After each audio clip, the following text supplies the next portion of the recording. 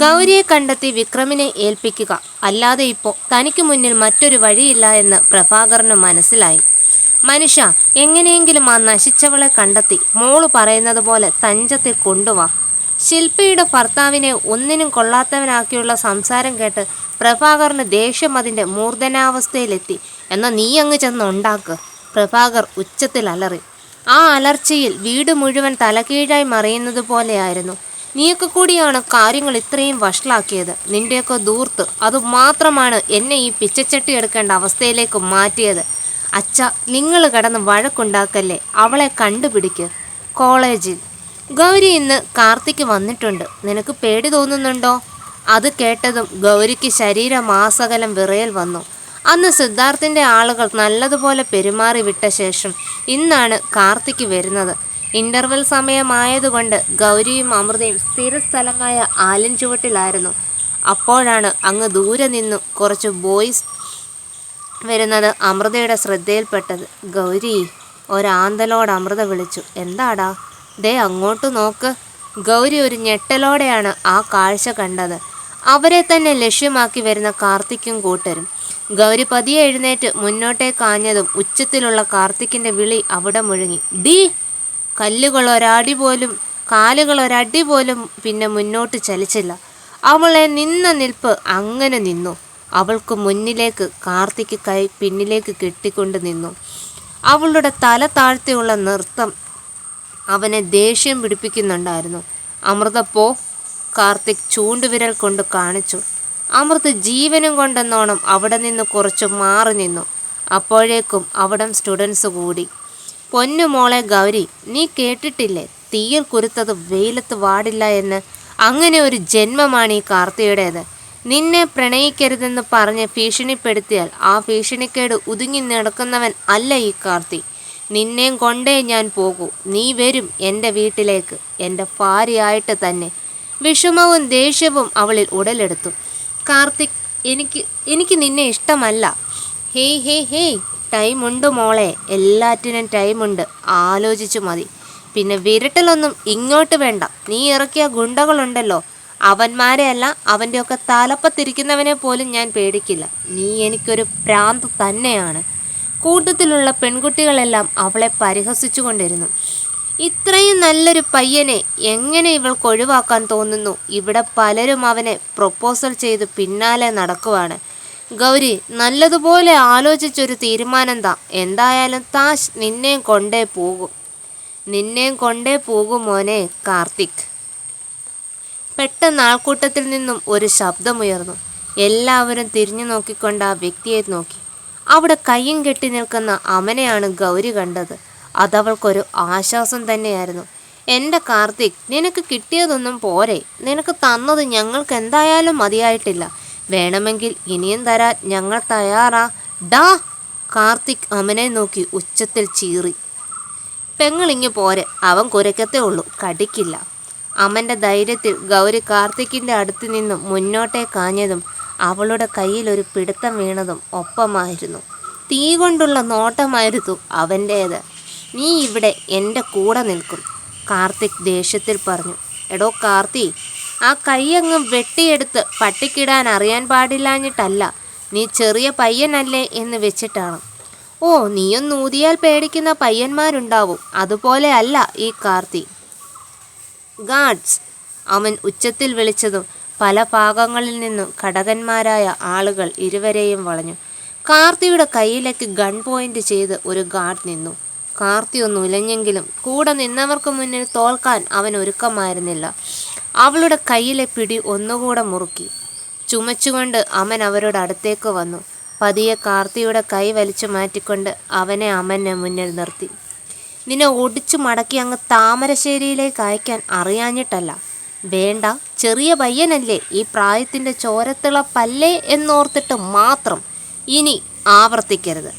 അതുകൊണ്ട് പറഞ്ഞ് അമൻ ഗൗരി ഒന്ന് നോക്കി. താൻ ബാഗ് എടുത്ത് അവിടെ പുറത്തെ നമ്മുടെ വണ്ടിയിലിരിക്കെ. ഗൗരി ജീവനും കൊണ്ടെന്നോണം അവിടെ നിന്നോടി. ആ കാർത്തിമോൻ ഇങ്ങി വാ. മോൻ്റെ അച്ഛൻ ആ താമരശ്ശേരിക്കാരൻ ഇല്ലേ, അങ്ങനെ പോലും മുട്ടുവിറപ്പിക്കുന്ന ഐറ്റത്തിൻ്റെ പെണ്ണാ ആ പോയത്. അതുകൊണ്ട് മോൻ അവളെ അങ്ങ് മറന്നേക്ക്. ഇല്ലെങ്കിൽ അച്ഛൻ്റെ പിണ്ടം ഉരുട്ടാൻ മോനുണ്ടാവില്ല. കാർത്തിക്കിനെ മാത്രം മാറ്റി നിർത്തി അമൻ പറഞ്ഞു. അമൻ്റെ കൈ തട്ടി മാറ്റിക്കൊണ്ട് കാർത്തിക് ദേഷ്യത്തിൽ വിരൽ അവന് നേരെ ചൂണ്ടി. നീ ഹേയ് മോനെ ആട്ടങ്ങടാ, ദേ നോക്ക്, വേറെ എത്ര പെൺകുട്ടികളുണ്ട് ഇവിടെ, നിനക്ക് അവളെ തന്നെ വേണമെന്ന് വാശി പിടിക്കരുത്, സോറി. അമൻ അതും പറഞ്ഞുകൊണ്ട് മുന്നോട്ടേക്ക് നടന്നു. അപ്പോഴേക്കും കാർത്തിക്ക് ചുറ്റും പയ്യന്മാർ വളഞ്ഞു. അല്പദൂരം മുന്നോട്ടേക്ക് പോയ അമൻ ഒരു ഭാഗത്തെത്തിയപ്പോൾ നിന്നു. ശേഷം പിന്നിലേക്കൊന്ന് വലിഞ്ഞുകൊണ്ട് അമൃതയോടായി പറഞ്ഞു. മുടി ഇങ്ങനെ പാറി ഇടുന്നത് ഒരു ഭംഗിയുമില്ല, ഒന്ന് കെട്ടിവെക്ക്. പിന്നെ ആ പല്ലെ കുത്തിപ്പിടിച്ച വിരലും എടുത്ത് പുറത്തേക്കിട്. അതും പറഞ്ഞുകൊണ്ട് അമൻ ഒരു ചിരിയോടെ അവിടെ നിന്നും പോയി. എല്ലാം മനസ്സിലായി വരുമ്പോഴേക്കും അമൻ പോയി കഴിഞ്ഞിരുന്നു. ഇങ്ങേരാരാ എൻ്റെ കാര്യം നോക്കാൻ? അമൃത ദൂരെ എത്തി അവനെ കലിപ്പിച്ചൊരു നോക്കി. ഗൗരി കയറിയ കാർ ഒരു വലിയ ഓഫീസിൻ്റെ മുന്നിലാണ് ചെന്ന് നിന്നത്. പുറത്തേക്കിറങ്ങി അവൾ ബോർഡ് വായിച്ചു. വർമ്മ കമ്പനി. അമൻ, നമ്മൾ എന്തിനാ ഇങ്ങോട്ടേക്ക് വന്നത്? സിദ്ധാർത്ഥ് തന്നെ കൂട്ടി വരാൻ പറഞ്ഞു. അവൾ ഒന്ന് നടുങ്ങുന്നത് അമൻ ശ്രദ്ധിച്ചു. ചെല്ലിയല്ലേ. അമൻ എരുതിയിൽ എണ്ണ ഒഴിക്കും പോലെ അവളുടെ ഭയത്തെ ഒന്നുകൂടെ ആളിക്കത്തിച്ചു. ഗൗരി ഓഫീസിൻ്റെ അകത്തേക്ക് കയറിയതും അവിടെ ഒരുപാട് സുന്ദരികളായ പെൺകുട്ടികളെ കണ്ടു. എൻ്റെ ഭഗവതി, എന്താ ഇത്, ലേഡീസ് ഹോസ്റ്റലോ? വെറുതെ അല്ല ഒരു ലീവ് പോലും ഇല്ലാതെ ഓഫീസിൽ വരുന്നത്, ഇതൊക്കെയല്ലേ? അവൾ ദേഷ്യത്തിൽ പിറുപിറുത്തു. പല ചിന്തയിൽ നടക്കുന്ന അവൾ പെട്ടെന്ന് പെൺകുട്ടിയെ ചെന്നിടിച്ചു. ആ പെണ്ണിൻ്റെ കയ്യിലുള്ള ഫയലുകളെല്ലാം തന്നെ നിലത്തേക്ക് വീണ് പേപ്പറുകളെല്ലാം ഏത് ഫയലിലാണെന്ന് മനസ്സിലാകാത്ത വിധം ഇടകലർന്നു. അയ്യോ സോറി. എന്തു സോറി? കണ്ടുകൂടെടോ തനിക്കൊന്നും? എവിടുന്ന് വരുന്നു കുറ്റിയും പറിച്ചുകൊണ്ട്? തന്നെയൊക്കെ. അഹങ്കാരം തലയ്ക്ക് പിടിച്ച ആ പെണ്ണ് ഗൗരിക്ക് നേരെ കൈ ഉയർത്തിക്കൊണ്ട് അവളെ അടിക്കാനായി ശ്രമിച്ചു. ഗൗരി ഭയത്തിൽ മുഖം വെട്ടിത്തിരിച്ചു. ആ പെണ്ണിൻ്റെ ശാസന ഗതി വല്ലാതെ ഉയർന്നു. ഡി എടുക്ക്, ഈ ഫയലെല്ലാം എടുക്ക്, അവളെ ഗൗരിയെ നോക്കി ഉച്ചത്തിൽ പറഞ്ഞു. മറ്റു സ്റ്റാഫുകളെല്ലാം ആ രംഗം കണ്ട് ചിരിക്കാൻ തുടങ്ങി. ഗൗരി തറയിലിരുന്നു കൊണ്ട് ഓരോ പേപ്പറുകളായി പറക്കിയെടുക്കാൻ തുടങ്ങി. ഓരോന്നിറങ്ങിക്കോളും, മനുഷ്യൻ്റെ പണി മെനക്കെടുത്താൻ. വേഗം പെറുക്കി താ പെണ്ണെ, അവൾ കൂടി നിന്നവരെ കേൾപ്പിച്ചുകൊണ്ട് പറഞ്ഞു. പെട്ടെന്ന് അടക്കം പറച്ചിലുകളുടെ ശബ്ദമില്ലാതെയായി. അവിടെ നിശബ്ദത തടം കെട്ടി. ഗൗരി ഒരു പേപ്പർ എടുക്കാനായി കൈ പേപ്പറിൽ വെച്ചതും അവളുടെ കൈ മുകളിൽ മറ്റൊരു കൈ വന്നു പതിഞ്ഞു. എഴുന്നേൽക്ക്. അവളെ മുഖത്തു നോക്കും മുന്നേ കനത്ത ശബ്ദം അവിടെ മുഴങ്ങി. അവളെ നിറഞ്ഞ മിഴികൾ ഉയർത്തി നോക്കുമ്പോൾ അത് സിദ്ധാർത്ഥായിരുന്നു. നാണക്കേടും വിഷമവും കൊണ്ട് അവളുടെ കണ്ണുകൾ താഴ്ന്നു. സിദ്ധാർത്ഥ് അവളെ കയ്യിൽ പിടിച്ച് വലിച്ചെഴുന്നേൽപ്പിച്ചു. എന്താ ഇവിടെ? അവൻ ചോദിച്ചു. സാർ, ഈ പെണ്ണ് ആ ഫയലുകളെല്ലാം നശിപ്പിച്ചു. മിസ് അഞ്ജന, മേലിൽ ഇത് ആവർത്തിക്കരുത്. ഫയലുകളെല്ലാം അടുക്കി എൻ്റെ ക്യാബിനിൽ കൊണ്ടുവന്ന് വെക്ക്. അത്രയും പറഞ്ഞുകൊണ്ട് സിദ്ധാർത്ഥ് ഗൗരിയുടെ കൈയും പിടിച്ചുകൊണ്ട് സ്റ്റെയർ കയറി സിദ്ധാർത്ഥിൻ്റെ പേഴ്സണൽ റൂമിലേക്ക് നടന്നു. എല്ലാവരും ആ രംഗം കണ്ട് ഞെട്ടിത്തരിച്ചു പോയിരുന്നു. എന്നാൽ അഞ്ജനയ്ക്ക് അവളുടെ രക്തം തിളച്ചു വരുന്നത് പോലെയാണ് തോന്നിയത്. ഏതാ ഈ പീറ പെണ്ണ്? അവൾക്ക് വേണ്ടി സിദ്ധാർത്ഥ് ഇങ്ങനെ സംസാരിക്കുന്നത് എന്തിനാ? അവൾ ദേഷ്യത്തിൽ ഫയലുകൾ കാൽ കൊണ്ട് ചവിട്ടി ഞെരുകി. എന്താടാ എല്ലാം നോക്കി നിൽക്കുന്നത്? അഞ്ജന ഉച്ചത്തിൽ എല്ലാവർക്കും നേരെ അലറിക്കൊണ്ട് ചോദിച്ചു. എന്തേലും കിട്ടാൻ കാത്തിരിക്കുക, എല്ലാം നോക്കിയിരിക്കാൻ. അവൾ അങ്ങാടി തോറ്റതിന് അമ്മയോടെന്ന പോലെ സിദ്ധാർത്ഥിനോടുള്ള ദേഷ്യം സഹജോലിക്കാരോടാണ് തീർത്തത്. സിദ്ധാർത്ഥ് ഗൗരിയും കൂട്ടി അവൻ്റെ പേഴ്സണൽ റൂമിലേക്ക് കയറി. അവിടെ എത്തിയതും അവളുടെ കയ്യിലെ പിടുത്തം വിട്ടുകൊണ്ട് സിദ്ധാർത്ഥ് അടിമുടി ഒന്ന് നോക്കി അവളെ. ഒരു വിളറിയ ചിരിയോടെയാണ് ഗൗരി സിദ്ധാർത്ഥിനെ നോക്കിയത്. സിദ്ധാർത്ഥ് ഒരു ദീർഘശ്വാസം വലിച്ചു വിട്ടുകൊണ്ട് അവളോട് ചോദിച്ചു. അല്ല ഗൗരി, ശരിക്കും തനിക്ക് എന്തെങ്കിലും പ്രശ്നമുണ്ടോ? എന്തു പ്രശ്നം? എനിക്കൊരു പ്രശ്നവുമില്ല. അവൾ അവൻ്റെ കണ്ണുകളിലേക്ക് നോക്കാതെ താഴേക്ക് നോക്കിക്കൊണ്ട് ഉത്തരം കൊടുത്തു. ചോദിക്കാൻ കാരണം വേറെ ഒന്നുമല്ല, എനിക്കങ്ങനെ തോന്നി. അല്ല, താഴെ ഇത്രയും ബഹളം ഉണ്ടാക്കാനുള്ള കാര്യം എന്തായിരുന്നു? സിദ്ധാർത്ഥ്, ഞാനല്ല, പെട്ടെന്ന് ആ പെണ്ണ് വന്നിടിച്ചപ്പോഴാണ് ഞാൻ അറിഞ്ഞത് തന്നെ. എൻ്റെ ഗൗരി, ഈ പറഞ്ഞതിൽ നിന്നും മനസ്സിലാക്കിക്കൂടെ താൻ ഏതോ ഒരു സ്വപ്നലോകത്തായിരുന്നുവെന്ന്? അല്ല, എന്തായിരുന്നു അത്രയും ചിന്തിച്ച് പരിസരം മറക്കാനുണ്ടായിരുന്ന ആ കാരണം? ഞാനൊന്നും ചിന്തിച്ചിട്ടൊന്നുമില്ല. ഗൗരി, താൻ നുണ പറയുന്നത് ആരോടാണ്? എൻ്റെ ഒരു ഊഹം ശരിയാണെങ്കിൽ താൻ ചിന്തിച്ചത് എന്താണെന്ന് ഞാൻ പറയട്ടെ. എന്താ സിദ്ധാർത്ഥ്? അപ്പോൾ താൻ ഒരു സ്വപ്നലോകത്തായിരുന്നു എന്ന് താൻ തന്നെ സമ്മതിച്ചു. എൻ്റെ ഊഹം ശരിയാണെങ്കിൽ താൻ മനസ്സിൽ വിചാരിച്ച കാര്യം ഞാൻ പറയട്ടെ. വെറുതെ അല്ല സിദ്ധാർത്ഥ് എന്നും ഓഫീസിലേക്ക് വരുന്നത്. ഇങ്ങനെ കാണാൻ ഭംഗിയുള്ള പെൺകുട്ടികളുള്ളപ്പോൾ അത് ബോസാണോ, ഏത് ബോസാണ് ഓഫീസിലേക്ക് വരാതിരിക്കുക എന്നല്ലേ? അത് കേട്ടതും ഗൗരിയുടെ കണ്ണുകൾ വെളിയിൽ വരും പോലെ വിടർന്നു വന്നു. എൻ്റെ ഭഗവതി, എൻ്റെ മനസ്സിലെ കാര്യങ്ങളല്ലേ ഇങ്ങേരെ ഒരു കണ്ണാടി പോലെ പറയുന്നത്?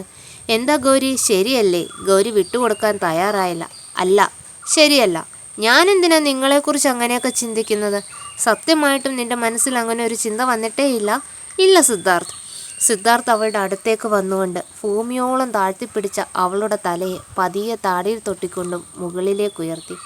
ഇപ്പോൾ പറ, സിദ്ധാർത്ഥിനെക്കുറിച്ച് നീ അങ്ങനെ ഒന്നും വിചാരിച്ചിട്ടില്ല എന്ന്? അങ്ങനെ സിദ്ധാർത്ഥ് ഏത് പെണ്ണിനെ നോക്കിയാലും നിനക്കൊരു കുഴപ്പവുമില്ല എന്ന്? അവളുടെ കണ്ണുകളും സിദ്ധാർത്ഥിൻ്റെ കണ്ണുകളുമായി ഉടക്കി നിൽക്കുകയായിരുന്നു.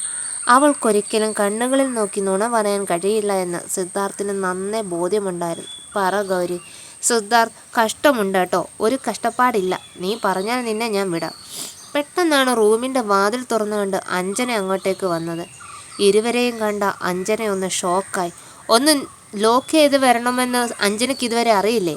ബോസിൻ്റെ പേഴ്സണൽ റൂമിലേക്ക് വരുമ്പോൾ അതിൻ്റേതായ മര്യാദയില്ലെങ്കിൽ തനിക്കിവിടെ ജോലി ചെയ്യാൻ അധികം ദിവസമൊന്നും കാണില്ല. മേലിൽ ഇത് ആവർത്തിക്കരുത്. സിദ്ധാർത്ഥിൻ്റെ ദേഷ്യം കൊണ്ടുള്ള ശബ്ദം അവിടെ പ്രതിധ്വനിച്ചതും അഞ്ജന ഭയന്നു. അവളുടെ കണ്ണുകൾ അറിയാതെ നിറഞ്ഞു വന്നു. സോറി സാർ, ഞാൻ പെട്ടെന്ന് സാർ ഫയൽ എല്ലാം കൊണ്ടുവരാൻ പറഞ്ഞ് ധൃതിയിൽ വന്നപ്പോൾ. മതി, കൂടുതൽ സംസാരമൊന്നും വേണ്ട. ആ ഫയൽ അവിടെ വെച്ച് പോകാൻ നോക്ക്. ഒരു പീറ പെണ്ണിൻ്റെ മുന്നിൽ വെച്ച് ബോസ് അപമാനിച്ചത് അവൾക്ക് തീരെ സഹിച്ചില്ല. ചവിട്ടി തുള്ളിക്കൊണ്ട് അഞ്ജന റൂമിൽ നിന്നും പുറത്തേക്കിറങ്ങി.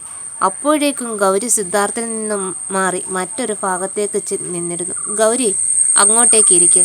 സിദ്ധാർത്ഥ് ഒരു ചെയർ ചൂണ്ടിക്കൊണ്ട് പറഞ്ഞു. അവൾ അങ്ങോട്ടേക്ക് ഇരുന്നുകൊണ്ട് അവൻ്റെ പ്രവർത്തികളെ നോക്കി. വലിയ ഗൗരവത്തിലാണല്ലോ. ഫയൽ നോക്കുന്ന സിദ്ധാർത്ഥിനെ കണ്ട് ഗൗരി മനസ്സിൽ പറഞ്ഞു. ഗൗരി, ദാ ഈ ഫയലെല്ലാം ഒന്ന് വായിച്ച് ഞാൻ മാർക്ക് ചെയ്ത ഭാഗങ്ങൾ ദാ ഈ പേപ്പറിലെ ഒന്ന് ഫില്ല് ചെയ്യണേ. ഞാൻ ദാ വരുന്നു.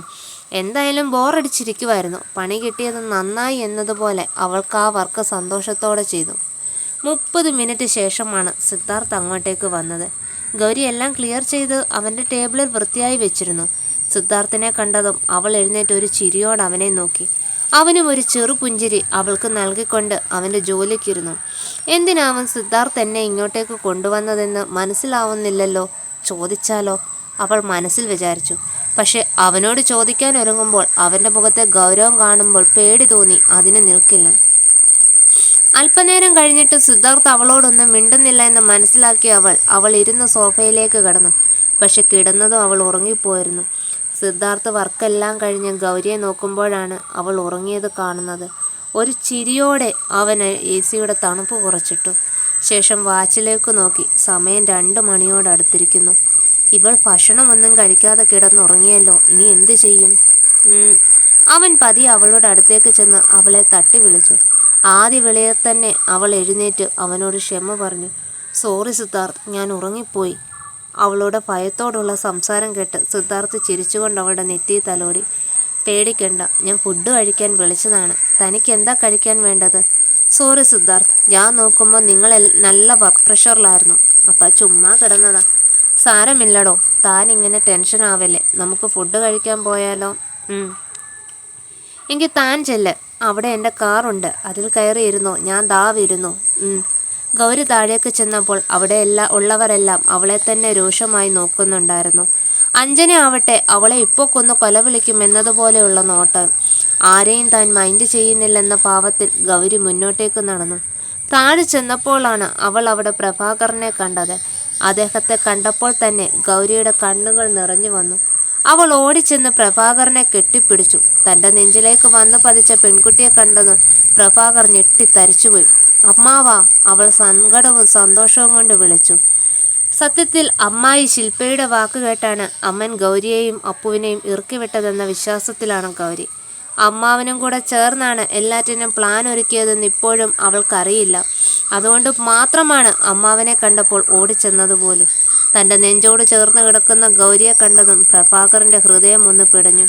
എങ്കിലും അവൾ ഇപ്പോൾ ചേർത്ത് പിടിക്കാൻ അദ്ദേഹത്തിന് തോന്നിയില്ല. എല്ലാം നഷ്ടപ്പെട്ടുകൊണ്ടിരിക്കുന്നവന് മുന്നിലേക്ക് വീണ് കിട്ടിയ പിടിവള്ളിയായിരുന്നു അവൾ. മോളെ ഗൗരി, അമ്മാവാ, അവൾ തേങ്ങിക്കൊണ്ട് വിളിച്ചു. സുഖാണോ എൻ്റെ കുട്ടിക്ക്? അമ്മാവൻ അവളുടെ തലയിൽ തഴുകി ചോദിച്ചു. അപ്പു എവിടെ എൻ്റെ മോൻ? അവന് സുഖമാണ് അമ്മാവ, എല്ലാം ശരിയായി. ഇപ്പോൾ അവൻ പഴയ നമ്മുടെ അപ്പുവായി. ആണോ? അമ്മാവൻ മോളെ വല്ലാതെ സങ്കടപ്പെടുത്തിയല്ലേ മോളെ?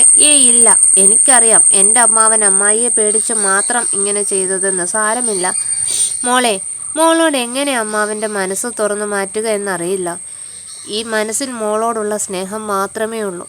അറിയാം, എനിക്കറിയാം അമ്മാവ. ഒരിക്കലും അമ്മാവൻ അറിഞ്ഞുകൊണ്ട് ഇതൊന്നും ഉണ്ടാക്കില്ലെന്നറിയാം. ഇരുവരും സ്നേഹപ്രകടനങ്ങൾ പങ്കുവെച്ചു നിന്നു. അല്ല, അമ്മാവൻ എന്താ ഇവിടെ? മോളെ, മോളുടെ കമ്പനി കുറച്ച് ഫണ്ട് ആവശ്യമുണ്ട്, അതിനുവേണ്ടി വന്നതാ. മോളെ കണ്ടപ്പോൾ വന്ന കാര്യം പിന്നെ ചെയ്യാമെന്നൊരു തോന്നൽ. മോൾ എൻ്റെ കൂടെ വാ, നമുക്ക് വീട്ടിലേക്ക് പോകാം. ഇല്ലമ്മാവ, ഞാനില്ല. ഈ സ്നേഹം എന്നും ഉണ്ടായാൽ മാത്രം മതി, വേറൊന്നുമില്ല ഗൗരിക്ക്. മോൾ അങ്ങനെ പറയരുത്. എൻ്റെ കുട്ടീനെ കണ്ട് കൊതി തീരുന്നില്ല. മോളൊന്ന് വാ, അമ്മാവനല്ലേ വിളിക്കുന്നത്. ആരെന്തൊക്കെ പറഞ്ഞാലും നീ എൻ്റെ മോളല്ലേ? വാ മോളെ, വൈകിട്ട് അമ്മാവൻ മോള് താമസിക്കുന്ന ഇടത്ത് ആക്കാം. മോൾക്ക് ആഗ്രഹമില്ലേ മോളുടെ അച്ഛൻ്റെ അമ്മയുടെയും വീട്ടിലേക്ക് വരണമെന്ന്? അതിപ്പോൾ എൻ്റെ അല്ലല്ലോ അമ്മാവ. അങ്ങനെ പറയല്ലേ മോളെ. എല്ലാം അമ്മാവൻ്റെ പേരിലായിരുന്നു മോൾക്ക് എഴുതി തന്നേനെ. എല്ലാം അമ്മായി ആതിരയുടെയും പേരിലാക്കിയില്ലേ? അമ്മാവനും ഇപ്പോൾ അവർക്ക് വെറും കറിവേപ്പില മാത്രമാണ്. അമ്മാവൻ്റെ നിറഞ്ഞ മിഴികൾ തുടച്ചുകൊണ്ട് ഗൗരി പറഞ്ഞു. സാരമില്ല അമ്മാവ, എല്ലാം ശരിയാവും. മോള് വാ. അമ്മാവനോടൊരു ദേഷ്യമോ വെറുപ്പോ ഇല്ലെങ്കിൽ എൻ്റെ കുട്ടി വരും.